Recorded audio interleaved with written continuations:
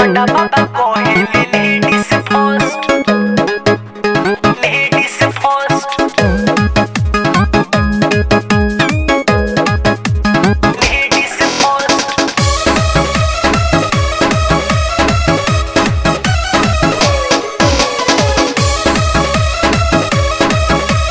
Panda Baba Kohili, ladies first.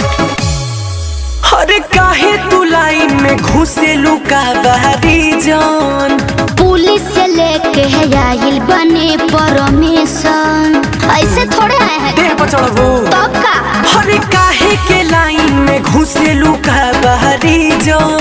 अरे police से लेके है आइल बने परमिशन। अरे तो पीछे जाइए। तो हरा से बात न करब बहनी, हम तो व्यस्त व्यस्त अरे व्यस्त। लड़के अंदर जा। अरे लहिकन के हो खता लाइन में कष्ट, पांडा बाबा कहिले लेडीज फर्स्ट। लहिकन के हो खता लाइन में कष्ट, पांडा बाबा कहिले लेडीज फर्स्ट। सही तो बोल रहे हैं। Ladies first. Ladies first.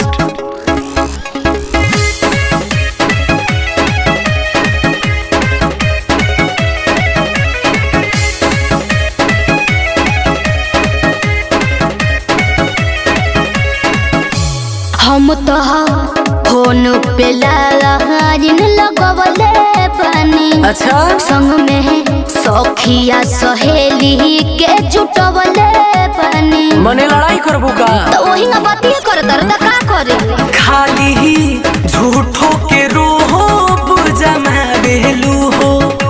Ladies हो खाला के फायदा उठा बेलू हो। मानी लो हमर कहना साहेब, करी के हम पे ट्रस्ट ट्रस्ट अरे ट्रस्ट। अरे कैसन धक्का अरे दुखी। लहिकन के हो खता लाइन में कष्ट, पांडा बाबा कहिले लेडीज फर्स्ट। लहिकन के हो खता लाइन में कष्ट, पांडा बाबा कहिले लेडीज फर्स्ट। आ तू कौनो कम नहीं खलो। Ladies first.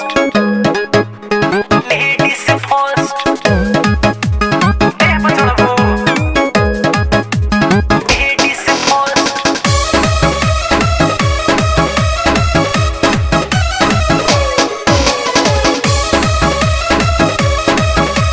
Panda Baba Kohili, ladies first.